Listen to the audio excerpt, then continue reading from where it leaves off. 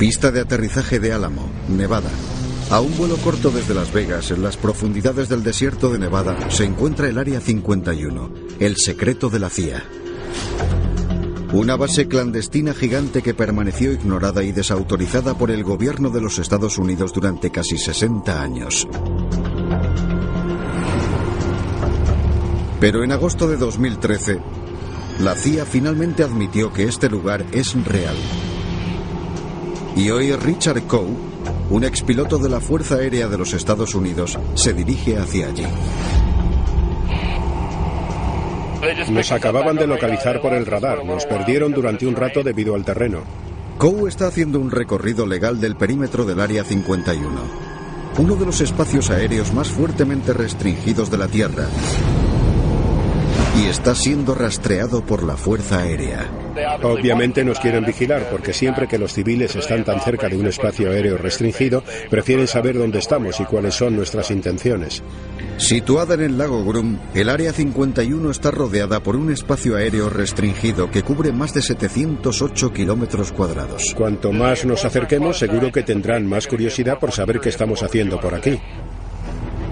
A 19,30 kilómetros de distancia y a 3.048 metros de altura, la base secreta fuertemente custodiada de los Estados Unidos está a la vista.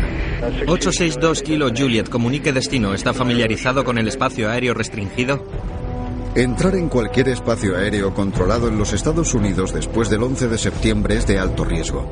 Pero aquí la seguridad es más estricta que en casi cualquier otro lugar del país. La caja que rodea la base ultrasecreta de los Estados Unidos está limitada por las coordenadas 4808 norte. Y ahora, la torre emite una orden explícita para que el piloto cambie de rumbo. Skyline 6 Kilo Juliet, señor, gire inmediatamente hacia el norte debido al espacio aéreo restringido. Los archivos secretos de la CIA. Carretera del lago Groom, Nevada. Pero no solo el espacio aéreo alrededor del Área 51 está fuertemente custodiado. El historiador aeroespacial Peter Merlin ha estado investigando el Área 51 durante los últimos 30 años. No todo el mundo puede entrar en el Área 51. Está rodeada por el riguroso desierto y por terrenos militares restringidos.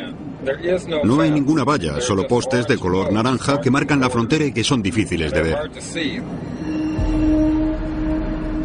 El Área 51 está escondida de la carretera por las montañas y está protegida por un cordón de seguridad que se extiende al menos 16 kilómetros de la base oculta. Incluso en terrenos públicos, aquí la actividad está supervisada por los militares.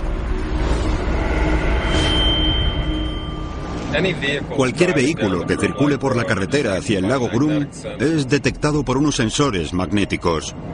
Cada sensor envía una señal electrónica a los guardias de la garita para alertarles y hacerles saber de dónde venimos y a qué velocidad estamos avanzando por esa carretera.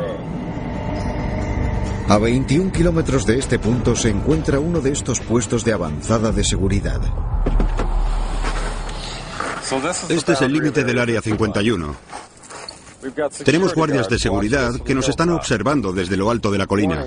Las señales de advertencia nos dicen que no vayamos más lejos. Hay postes de color naranja que marcan el límite. No hay vallas, no hay entradas. Hay cámaras que nos observan desde lo alto de la colina. No podemos cruzar este límite. Si lo hacemos, nos arrestarán. Pero según un exguardia de seguridad del Área 51, los intrusos en el pasado se enfrentaron a un peor desenlace. Si demostraban que alguien estaba intentando entrar, te daban el visto bueno para cargarte a esa persona. ¿Pero qué está pasando en el desierto de Nevada? ¿Por qué el gobierno de los Estados Unidos se esfuerza tanto para no dejar pasar a la gente? Finalmente, la verdad salió a la luz en los documentos desclasificados que se publicaron en agosto de 2013. Según un informe publicado por la CIA, el Área 51 fue construida en 1955 para un solo propósito: probar un proyecto ultrasecreto de un avión con el nombre en clave de Aquatoun.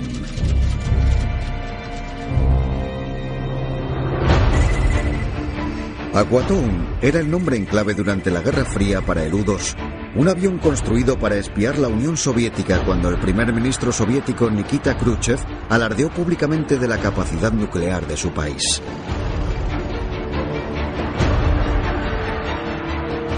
Estaban alardeando de sus misiles, de sus bombarderos, alardeaban de esto y de aquello, y eso llamó la atención de nuestro gobierno. En la década de los 50, los aviones de reconocimiento de los Estados Unidos eran vulnerables a los cazas y a los misiles tierra-aire soviéticos. Enviar misiones aéreas de espionaje tras las líneas enemigas en los aviones convencionales era demasiado arriesgado, por lo que el proyecto encubierto Aquatoon fue diseñado para volar fuera del alcance de las defensas aéreas soviéticas. Capaz de volar a más de 21.000 metros de altura, 21 kilómetros por encima de la Tierra, el U-2 tenía un alcance de 4.828 kilómetros, más que suficiente para intervenir detrás de las líneas enemigas. No sabía cómo se llamaba el avión ni qué aspecto tenía, pero lo que sí sabía es que era de gran altura. Tony Bevacqua se unió a la aventura secreta en 1957 como piloto. Bueno, en esta taquilla hay un salvavidas que llevábamos en el U-2 llamado traje de presión parcial. El traje de presión parcial te mantenía con vida. Si perdías presurización, estas mangueras exteriores se hinchaban y apretándolas con mucha fuerza impedían que la presión sanguínea subiese. Aparte de los sistemas de soporte vital, el avión espía de la CIA llevaba más de 317 kilos de equipamiento de digitalización fotográfica de última generación. Con esta tecnología, Estados Unidos podía, en teoría, observar el interior de la Unión Soviética sin ser detectado. Pero para probar el nuevo avión de reconocimiento con el que la CIA estaba trabajando junto a la Fuerza Aérea de los Estados Unidos, necesitaba una ubicación remota.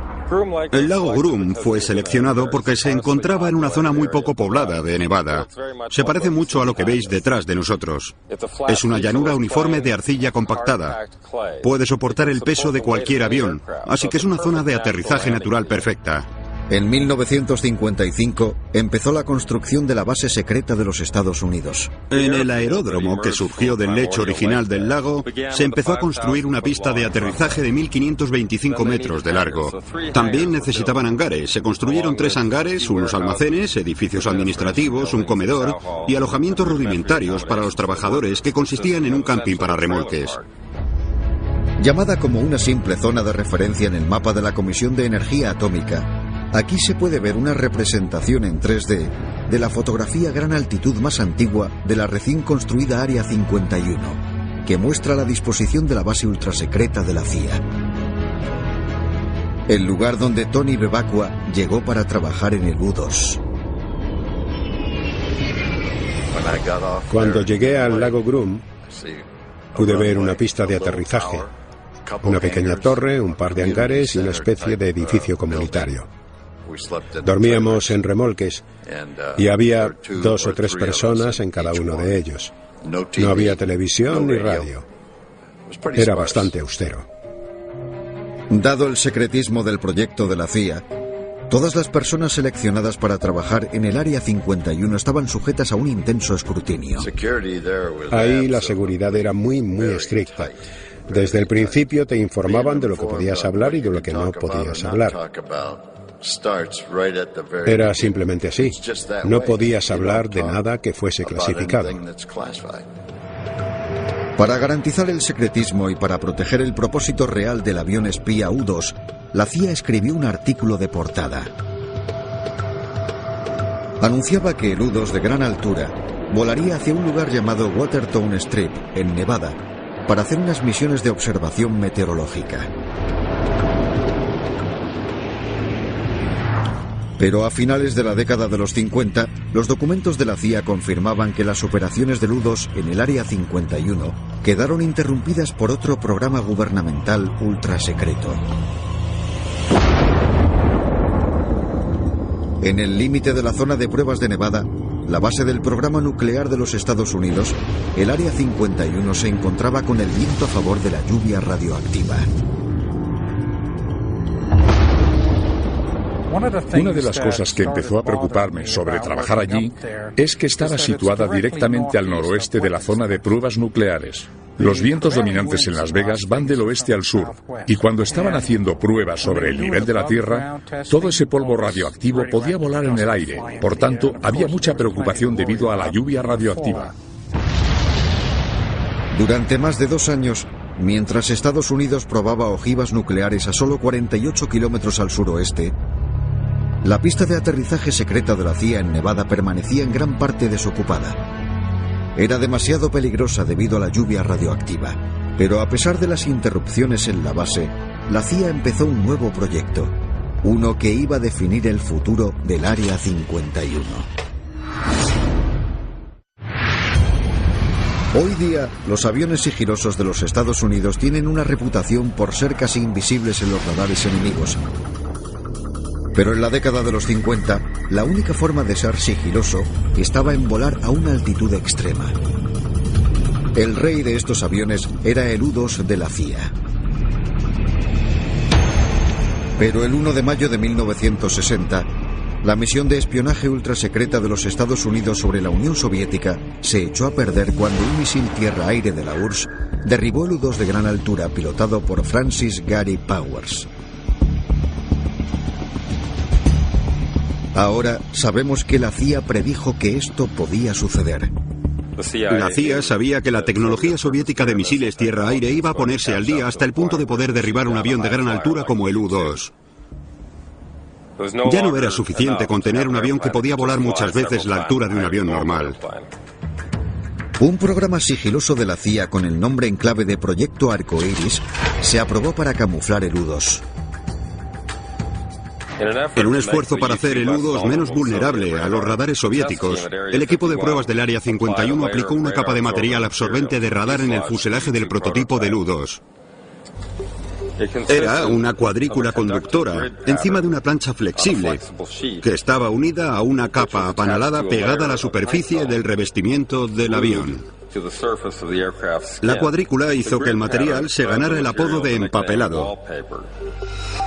Pero la adición del empapelado añadía peso al avión y reducía su capacidad de volar a una gran altura, lo que le hacía más vulnerable a las defensas soviéticas.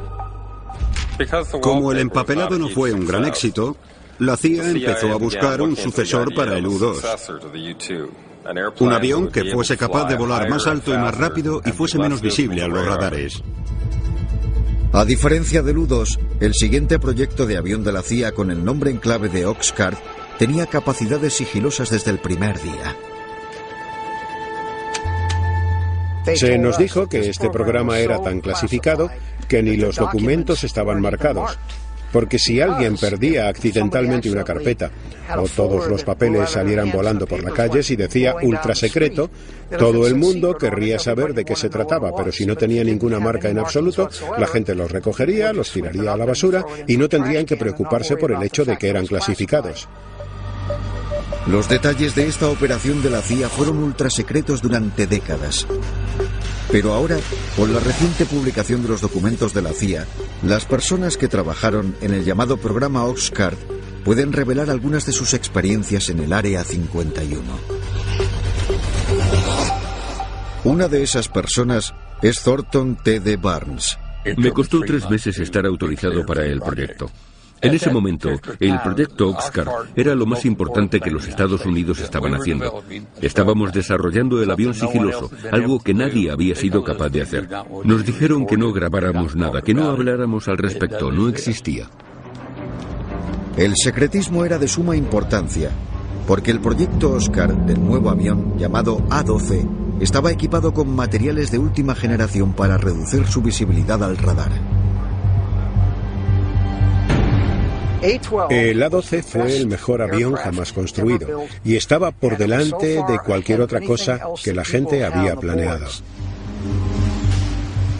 Diseñado para volar a 27.432 metros de altura y a velocidades más rápidas que una bala en movimiento, el avión espía A-12 de la CIA estaba construido para soportar temperaturas de cientos de grados superiores que el U-2. Peter Lowe, un ingeniero termodinámico en Lockheed, trabajó en el avión de gran altura en la legendaria fábrica Skyworks, en Burbank, California. Cuando volabas a la velocidad del U-2, todo era demasiado frío, pero cuando volabas a la velocidad del A-12, entonces era demasiado caliente. El único metal suficientemente ligero y resistente para soportar las altas temperaturas a las que estaba expuesto el Lockheed A-12 era el titanio, que escaseaba en los Estados Unidos. Irónicamente, por aquel entonces, la Unión Soviética era el único lugar fiable para conseguir el titanio que necesitaban. Así que la CIA creó una serie de empresas ficticias para comprar el material directamente a su enemigo en la Guerra Fría. Rusia suministró el titanio para construir los A-12, por supuesto, eso no lo sabían. Esa era otra cosa increíble para nosotros, los ingenieros. Vaya, estábamos construyendo algo con su material para sacar fotos de su país. Probablemente no se habrían mostrado tan ilusionados por vendernos ese titanio si hubieran sabido dónde iba a parar. Los ingenieros de Lockheed diseñaron el A-12 para ser difícil de detectar en el radar, pero para probarlo necesitaban evaluar su sección de radar. La sección equivalente de radar era la clave para ser sigiloso. Un avión presenta una estela en el radar, dependiendo de lo reflectante que sea. Podrías tener un avión pequeño extremadamente reflectante y verse grande en el radar, o un avión grande no particularmente reflectante y verse relativamente pequeño. La clave para ser sigiloso estaba en hacer la estela en el radar tan pequeña como fuese posible. En el Área 51, la estela de un avión en el radar se evaluaba en un pilar, familiarmente conocido como el poste. Una instalación secreta situada en el extremo noreste del complejo del Área 51. En la parte superior de esta estructura de 18 metros, un modelo a escala real del A-12 se sometió a 18 meses de pruebas.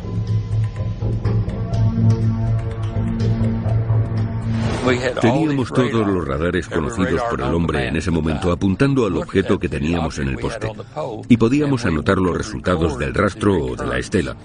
Podíamos observar los reflejos. Podíamos rotarlo o inclinarlo. Eso es lo que hicimos para desarrollar la capacidad de sigilo.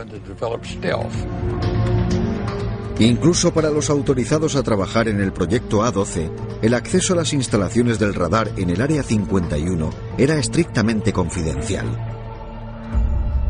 No se permitía la entrada a nadie en mi edificio porque estábamos haciendo cosas que nadie tenía ninguna necesidad de saber. No tenía el nivel de autorización que necesitaba para poder trabajar en las estelas. Era el nivel de seguridad más alto y no me preguntaron acerca de la parte térmica. A pesar de que necesitaban una respuesta, yo no tenía la necesidad de saber que existían. Así era como las cosas estaban compartimentadas. Era una cultura y no le dábamos importancia, simplemente no preguntábamos. Para respaldar el proyecto ultrasecreto Oscar de la CIA, el desarrollo de su avión espía A-12, el Área 51 necesitó algunos cambios importantes. La CIA decidió invertir una gran cantidad de dinero para construir una base, que incluyó la adición de una nueva pista de aterrizaje, 2.590 metros de largo de hormigón, con una extensión de 1.828 metros sobre el lecho del lago. Además, se construyeron 3 nuevos hangares en el lado norte de la base. Estos fueron los hangares 4, 5 y 6. El A-12, el proyecto Oxcart, convirtió el Área 51 de instalación esencialmente temporal a instalación indefinida. En febrero de 1962, el Área 51 estaba preparada para el prototipo funcional del A-12. Pero primero el avión secreto tenía que llegar hasta ahí. El avión no podía volar hasta haber sido probado en el Área 51. Así que Lockheed y la CIA tuvieron que encontrar la forma de desplazarlo más de 482 kilómetros desde la fábrica en Burbank, California, hasta el Área 51 en Nevada. Y mantenerlo en secreto. Lo pusieron en una caja. Hacía 32 metros de largo y 10 metros de ancho. El avión estaba dentro de ella. El guardia de seguridad del Área 51, Tom Stanks, se unió al convoy de la patrulla de caminos de California y a los operarios de la CIA que acompañaron a los aviones. Tal como muestran estas extraordinarias fotografías, la carretera se amplió, se talaron árboles y se eliminaron las señales para que el enorme camión pudiese pasar. Siempre parábamos en una zona remota al lado de la carretera. Cuando parábamos durante la noche era cuando empezaban las preguntas. Recuerdo una vez que 2 niños en bicicleta me preguntaron, ¿qué hay ahí dentro? Y yo les respondí, un platillo volante. Dijeron, ¿ah, sí? Y yo dije, ya lo creo. Me replicó, no te creo. Y yo le dije, bueno, quizás no lo es. En total se necesitaron 18 convoys para entregar los A-12 de la CIA a la zona de prueba. Tom Stanks ya no tiene autorización para acceder al Área 51. Así que hoy solo nos puede llevar hasta aquí. Bueno, aquí estamos. Hemos llegado después de 3 días de viaje desde Burbank, California. Aquí está la zona de prueba de Nevada, y un poco más abajo de la carretera fue donde la patrulla de caminos de Nevada nos dejó. Nos vino a buscar la patrulla de Mercury y nos llevó a la zona de prueba del Área 51. Hace 60 años, a través de 57 kilómetros por esta carretera, el avión ultrasecreto de la CIA llegó al Área 51. Y así empezó un nuevo capítulo en el desarrollo del sigilo. A principios de la década de los 60, los Estados Unidos se estaban poniendo al día tecnológicamente con su enemigo acérrimo, la Unión Soviética. La recopilación de inteligencia fue el nuevo campo de batalla durante la Guerra Fría. Y 50 años después, los documentos revelan que la Agencia Central de Inteligencia en el Área 51 llegó al extremo para mantener el proyecto del avión A-12 con el nombre en clave de Oscar en secreto.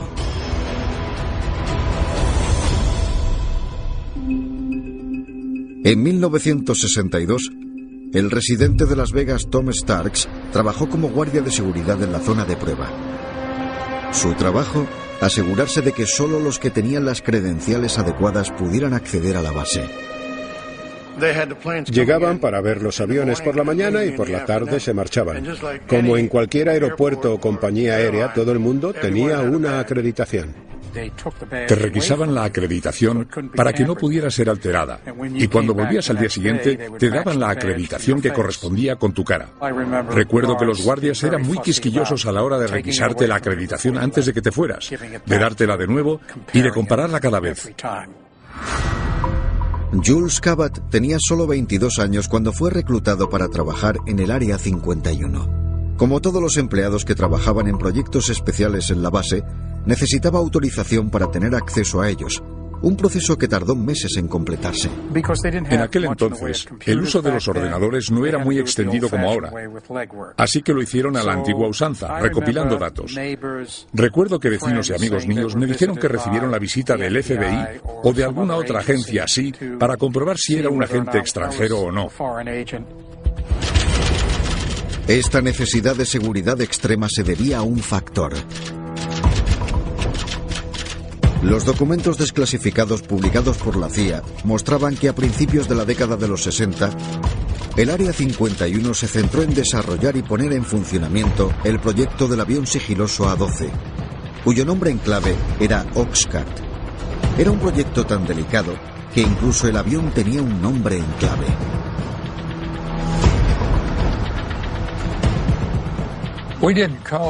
Llamábamos a los aviones artículos. Cada uno tenía un número de artículo diferente. El primero fue el artículo 121. Teníamos el artículo 127, el 131 y teníamos diferentes números de artículo. En todos los niveles, el programa A-12 estaba protegido por siglas e información errónea. Incluso en la identidad de los pilotos del A-12. Tenían seudónimos, no utilizaban sus nombres reales. La CIA obtuvo los nombres de lápidas en Europa y los asignó a los pilotos. Pero la necesidad de seguridad del proyecto Oscar incluso significó que los conductores, que así llamaban a los pilotos, no tenían autorización para saberlo todo. El piloto ni siquiera sabía cuál era su misión. Lo único que sabía era que en un momento dado, a lo largo del vuelo, tenía que accionar un interruptor, hacer un giro hacia un ángulo concreto, permanecer en el aire tanto tiempo, girar aquí, girar allí, volver a casa y no decir nada al respecto. Estas precauciones eran necesarias. En la década de los 60, la Unión Soviética dejó atrás a los Estados Unidos en la batalla de la Guerra Fría por el espionaje militar. En 1957, la Unión Soviética lanzó el Sputnik 1, convirtiéndose en la primera nación en la Tierra en poner un objeto construido por el hombre en el espacio. Hasta hace 2 días ese sonido nunca se había oído en la Tierra. De repente se ha convertido en algo tan importante en la vida del siglo XX como el zumbido de su aspiradora. El primer satélite artificial del mundo fue una esfera de aluminio de aproximadamente el tamaño de una pelota de playa. En su interior había una batería y una radio básica que enviaba una frecuencia repetitiva. Pero a pesar de que en realidad hacía pocas cosas, captó la atención del mundo y cogió desprevenidos a los Estados Unidos. Cuando se lanzó el Sputnik y oímos que ese pequeño satélite hacía bip bip bip, nos dimos cuenta de que teníamos un problema. Iban por delante de nosotros, pero no sabíamos hasta qué punto. En los años posteriores, los soviéticos lanzaron satélites cada vez más sofisticados. Muchos de ellos sobrevolaban los Estados Unidos y, de forma preocupante para los implicados en el programa Oscar, fotografiaban el Área 51. Tuvimos el prototipo del A-12 en el poste durante 18 meses, pero cada vez que un satélite nos sobrevolaba, sabíamos a qué hora de la mañana se acercaría por el horizonte. Nuestra inteligencia era así de buena. Solo teníamos que retirarlo del poste y ejecutar las pruebas en un edificio hasta que el satélite pasara. Pero incluso estas precauciones tenían sus limitaciones. Irónicamente, muchísimos años después nos enteramos de que habían conseguido la forma del A-12 incluso cuando no estaba en el poste. Obtuvieron la forma del avión por la sombra porque el suelo estaba más fresco debajo de él. Habíamos trasladado el avión, ya no estaba, pero pudieron ver que había estado ahí por la diferencia térmica. A finales de los años 60, los satélites soviéticos no eran los únicos en añadir un nuevo impulso al desarrollo de la tecnología en el Área 51. La guerra de Vietnam estaba en su apogeo, y para los combatientes americanos, el avión MiG construido por los soviéticos estaba demostrando ser problemático. Sabíamos que los rusos habían conseguido algo que era genial y que nos estaba destruyendo. Estaban machacando a nuestros pilotos en el cielo. Pensábamos que era un superavión. El expediente de la CIA, publicado en agosto de 2013, destapó un proyecto del Área 51 que había estado oculto a la opinión pública durante los últimos 50 años. Los documentos desclasificados de la CIA contenían el previamente censurado por qué y cómo surgió el Área 51 en el desierto de Nevada, y se reveló la naturaleza cambiante del trabajo desarrollado allí. El Área 51 no es realmente una base aérea, es un laboratorio. Es un laboratorio tecnológico. Era donde estábamos explotando la tecnología del enemigo y estábamos analizando las capacidades de la Unión Soviética. En 1968, este laboratorio se convirtió en la base de operaciones de los Estados Unidos para una nueva e importante iniciativa: probar y evaluar los aviones de combate de sus enemigos. Un programa que surgió de las pérdidas estadounidenses en los primeros años de la guerra de Vietnam. Por cada MiG-21 construido por los rusos, 21 pilotos estadounidenses fueron derribados en el conflicto y 9 F-4 de combate de construcción estadounidense fueron destruidos. En 1968, los Estados Unidos adquirieron el MiG-21 que fue enviado a Israel por un desertor iraquí. La CIA lo envió en secreto al Área 51 para ser evaluado y probado bajo el nombre en clave de Half Donut. La primera vez que lo vi fue en 1968. Era uno como este, en el Área 51, en el lago Grum. Lo examinamos todo de arriba a abajo. Los radios, la hidráulica, los motores. Examinamos todo lo que había en ese avión. Los resultados de la evaluación del MiG-21 en el Área 51 fueron claros. El avión no era el problema. Nos dimos cuenta de que la culpa no era necesariamente de los aviones, era de nuestra gente que no sabía combatir, tan simple como eso. El Área 51 se convirtió en el lugar de nacimiento de una nueva iniciativa ultrasecreta: la formación de pilotos de combate estadounidenses para derrotar los MiG soviéticos en un combate aéreo. Nos dimos cuenta de que un piloto tardaba 10 misiones en la zona de guerra en conseguir la experiencia suficiente para poder sobrevivir. Así que con todo lo que habíamos aprendido, decidimos dar 10 misiones a esos pilotos en Nevada antes de enviarlos a la zona de guerra. Para respaldar este nuevo programa, el Área 51 se sometió a una nueva fase de construcción. Por tercera vez en su corta vida, se añadieron más instalaciones. Se construyeron otros 5 hangares en el extremo sur de la zona de prueba. Y para evitar cualquier avistamiento de los MiG estadounidenses ultrasecretos en Groom, el espacio aéreo justo por encima del límite se cerró de forma permanente. Pero a pesar de las amplias medidas para garantizar el secretismo de las operaciones de combate y de entrenamiento de los MiG en el Área 51, casi se puso al descubierto en 1974, cuando los astronautas del Skylab, sin saberlo, fotografiaron la base desde el espacio.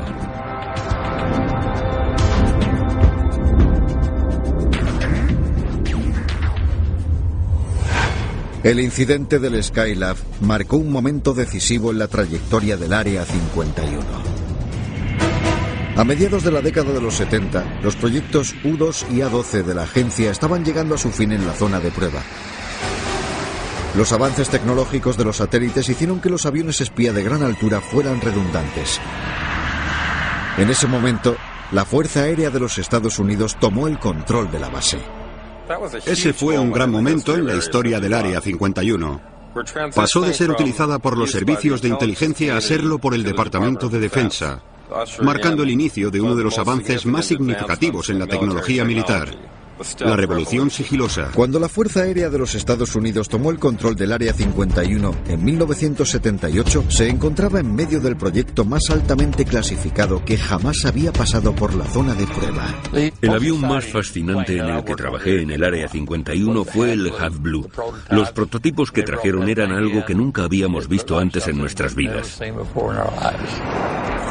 El fuselaje plano del Half Blue fue un diseño revolucionario. Tenía que serlo. El avión experimental fue diseñado con un objetivo en mente: el sigilo.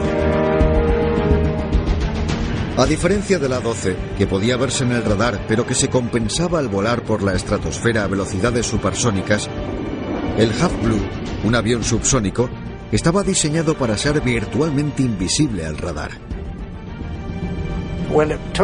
Cuando pasó las pruebas del radar, las personas que estaban en el interior y que no tenían autorización miraban el radar y decían: bueno, su modelo debe de haberse caído del poste porque no hay nada ahí arriba. No estaba mal para un avión de 11 metros y medio de largo y una envergadura de 6,7 metros.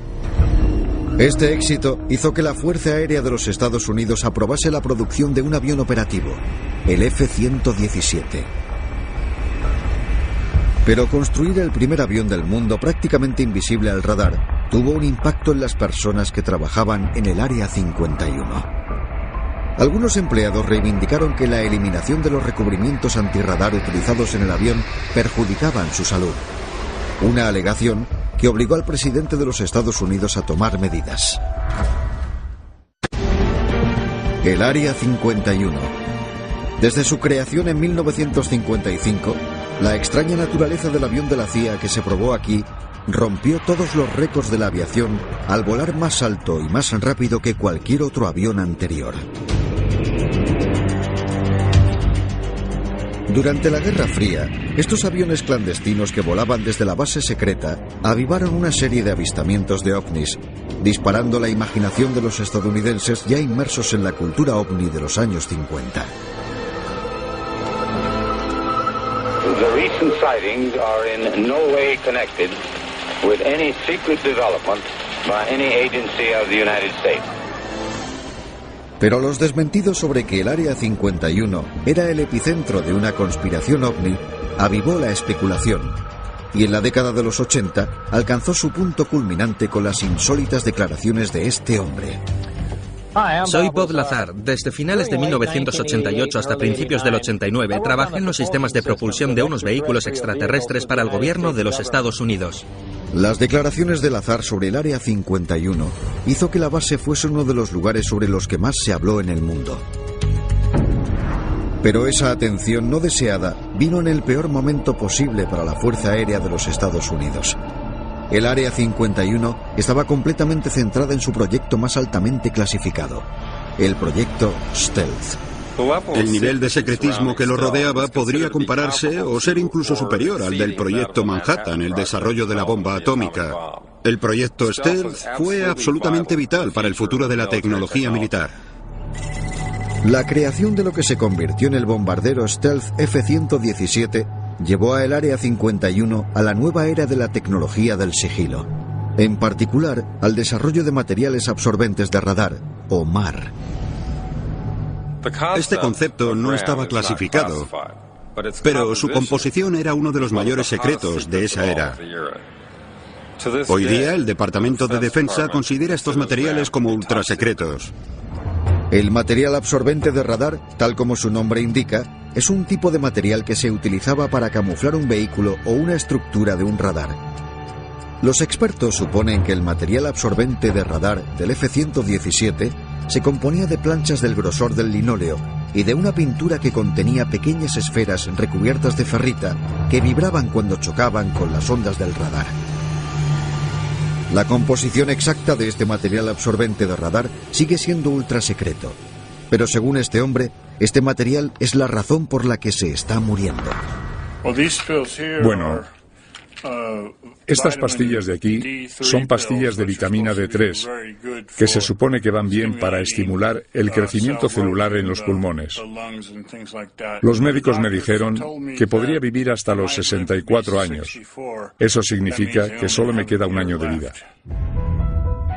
Fred Dunham, un ex guardia de seguridad del Área 51, sufre una enfermedad pulmonar obstructiva crónica. Un estado que dice que desarrolló al supervisar la eliminación de los barriles de material absorbente de radar en las fosas de cremación del Área 51, en la década de los 80. Los barriles contenían fibra de carbono, resina y material sellador que utilizaban para construir las alas y las diferentes partes del avión. Eran muy nocivos cuando se quemaban. No existen imágenes de satélite del Área 51 que demuestren que estas fosas de cremación existieran. Pero según la descripción de Dunham, se pueden identificar en un mapa de la base. Estaban al oeste de la entrada sur del punto de control. Al menos había 6, quizás 7 fosas de cremación que estaban a unos 275 metros de la base de la población. Según Dunham, cada cremación duraba 24 horas y tenía lugar 2 veces por semana durante un periodo de 3 años hasta mediados de los años 80, exponiéndola a nubes de gases tóxicos. Era como si alguien hubiera quemado muchísimos neumáticos de goma. El hollín que había en el aire era increíble. Dunham cree que sus problemas respiratorios se deben al hollín y a los humos. No soy fumador, pero mi médico me dijo que mis pulmones se parecían a los de un hombre de 80 años que había fumado 4 paquetes de cigarrillos al día.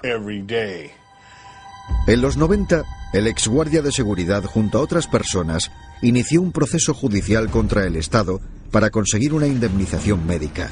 Pero la causa fue rechazada cuando el presidente Clinton firmó una resolución que excluía el lago Groom de cualquier investigación con base en la seguridad nacional.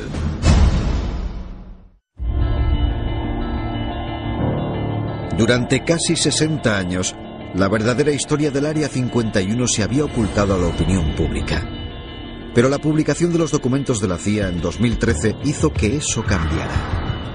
Estos documentos desclasificados de varias agencias gubernamentales confirman la existencia del Área 51 como una entidad oficial y por fin podremos empezar a desentrañar sus secretos. Estos documentos, junto con imágenes de satélite, están ayudando a esquematizar cómo los programas ultrasecretos en el Área 51 han cambiado la base. Un lugar que ahora sabemos que evoluciona continuamente en línea con las prioridades nacionales y con cada programa que se presenta. Si observas las fotografías aéreas y de satélite tomadas en los últimos años, se pueden ver los cambios. Nuevas pistas de aterrizaje, nuevos hangares, más infraestructuras. Está en constante crecimiento, cambio y construcción. No es una instalación estática, es extremadamente dinámica. Como el Área 51 ha cambiado, su propósito también. El Área 51 no es estrictamente una base aérea, es una zona de pruebas donde podemos decir si algo funciona o no. Muchas misiones nunca llegarán a aterrizar aquí. Pasarán por encima de la base y podremos evaluar lo que han hecho. Es una instalación para hacer pruebas, es donde se prueba si algo funciona o no. Construida en los años 50 para probar el U-2, la base secreta de la CIA ha dado ventaja a los Estados Unidos sobre sus enemigos desde hace más de medio siglo. El Área 51 es el lugar donde hemos desarrollado todas nuestras tecnologías de sigilo, desde los primeros avances del A-12 a la era moderna. Cada avión stealth estadounidense ha sido probado en el Área 51 de una forma u otra. Estos programas incluyen el B-2, los sistemas avanzados de misiles de crucero, el último avión operativo de ataque a tierra de la Fuerza Aérea, el Raptor, y los drones, ahora habituales en zonas de combate de todo el mundo. El Raptor, a diferencia del F-117, sigue siendo un avión operativo. Pero al igual que todos los programas stealth de la Fuerza Aérea de los Estados Unidos realizados en el lago Groom en la década de los 80 y los 90, sigue siendo altamente clasificado. Hoy día tenemos información sobre programas como el U-2, el Oscar, el combatiente stealth y otros que han surgido desde entonces como el Tacit Blue, el avión furtivo. Pero hay muchos otros proyectos, tanto tripulados como no tripulados, de los que quizás no iremos a hablar durante décadas. El Área 51 está a años luz. Nadie se ha acercado a la tecnología que hemos desarrollado aquí. Y así seguirá siendo. La única forma de poder seguir siendo libres, estar a salvo y ser superiores es con el Área 51. Está claro que la historia del Área 51 de la CIA ha jugado un papel clave para mantener a los Estados Unidos a salvo de sus enemigos. Empezando con los proyectos U-2 y A-12, la base de los Estados Unidos salvó vidas en Vietnam. El programa Have Donut cambió completamente los índices de mortalidad en Vietnam de 9-1 en nuestra contra. Habíamos perdido más de 8.000 helicópteros derribados por los MiG e hicimos ese cambio hasta el punto de que hasta hoy no hemos perdido ni un avión en un combate aéreo en varias guerras. No en años, sino en guerras. Y es una tendencia que continúa con el F-117, un avión que luchó con éxito, no en una, sino en 2 guerras en Irak, sin bajas. Cuando empiezas un programa experimental, tienes que cruzar los dedos para que todo el mundo sepa lo que está haciendo y funcione. Sin duda nos quedamos sorprendidos de que funcionara tan bien con balas, misiles y todo lo demás que había volando. Nos preguntábamos, Dios mío, ¿cómo puede sobrevivir con todas esas cosas en el aire? En la actualidad, casi 60 años después de su construcción, el Área 51 sigue estando al frente del desarrollo de la tecnología militar. Puede que no sepamos qué proyectos se están desarrollando allí, pero para aquellos que han formado parte de su historia, la necesidad de estos proyectos secretos sigue siendo tan esencial como siempre. Estoy seguro de que está pasando algo más ahí y me alegro de que lo estemos haciendo. No necesito saber sobre ello, pero me alegro de que alguien esté yendo hacia el siguiente paso. Hicimos lo mejor que pudimos en su momento. Ahora alguien tiene un proyecto que tendrá repercusiones en el futuro. Y me alegro de que este país esté haciendo cosas que aún no conocemos, al igual que nosotros hicimos cosas que no conocieron.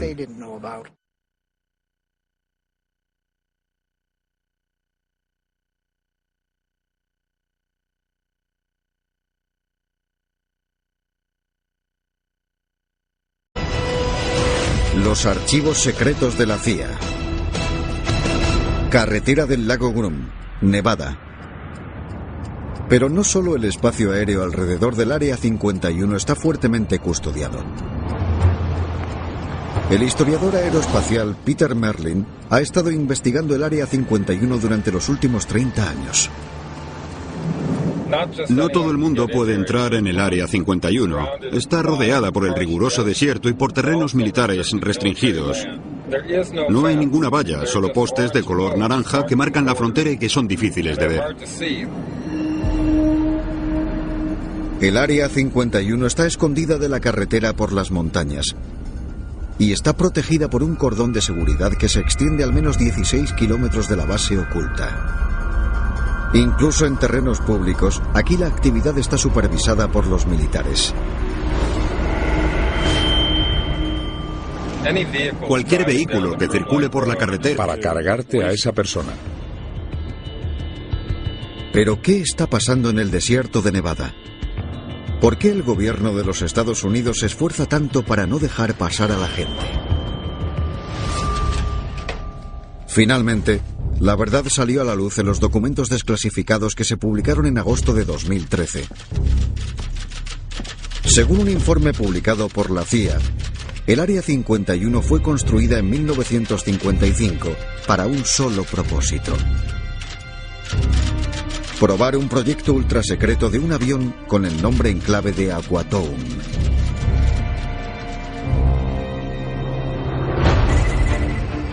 Aquatoun era el nombre en clave durante la Guerra Fría para el U-2, un avión construido para espiar la Unión Soviética cuando el primer ministro soviético Nikita Khrushchev alardeó públicamente de la capacidad nuclear de su país. hacia el lago Groom es detectado por unos sensores magnéticos.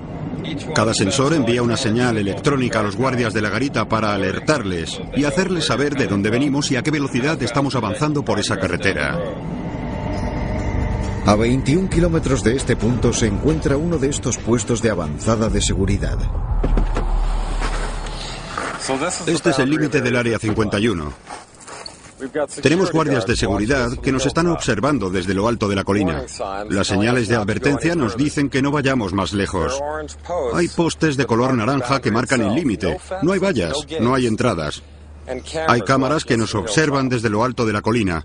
No podemos cruzar este límite. Si lo hacemos, nos arrestarán. Pero según un exguardia de seguridad del Área 51, los intrusos en el pasado se enfrentaron a un peor desenlace. Si demostraban que alguien estaba intentando entrar, te daban el visto bueno. Pista de aterrizaje de Álamo, Nevada. A un vuelo corto desde Las Vegas, en las profundidades del desierto de Nevada, se encuentra el Área 51, el secreto de la CIA. Una base clandestina gigante que permaneció ignorada y desautorizada por el gobierno de los Estados Unidos durante casi 60 años. Pero en agosto de 2013, la CIA finalmente admitió que este lugar es real. Y hoy Richard Coe, un expiloto de la Fuerza Aérea de los Estados Unidos, se dirige hacia allí. Nos acababan de localizar por el radar. Nos perdieron durante un rato debido al terreno. Coe está haciendo un recorrido legal del perímetro del Área 51, uno de los espacios aéreos más fuertemente restringidos de la Tierra, y está siendo rastreado por la Fuerza Aérea. Obviamente nos quieren vigilar porque siempre que los civiles están tan cerca de un espacio aéreo restringido, prefieren saber dónde estamos y cuáles son nuestras intenciones. Situada en el lago Groom, el Área 51 está rodeada por un espacio aéreo restringido que cubre más de 708 kilómetros cuadrados. Cuanto más nos acerquemos, seguro que tendrán más curiosidad por saber qué estamos haciendo por aquí. A 19,30 kilómetros de distancia y a 3.048 metros de altura, la base secreta fuertemente custodiada de los Estados Unidos está a la vista. 862 Kilo Juliet, comunique destino. ¿Está familiarizado con el espacio aéreo restringido? Entrar en cualquier espacio aéreo controlado en los Estados Unidos después del 11 de septiembre es de alto riesgo. Pero aquí la seguridad es más estricta que en casi cualquier otro lugar del país. La caja que rodea la base ultrasecreta de los Estados Unidos está limitada por las coordenadas 4808 norte. Y ahora, la torre emite una orden explícita para que el piloto cambie de rumbo. Skylane 6 Kilo Juliet, señor, gire inmediatamente hacia el norte debido al espacio aéreo restringido.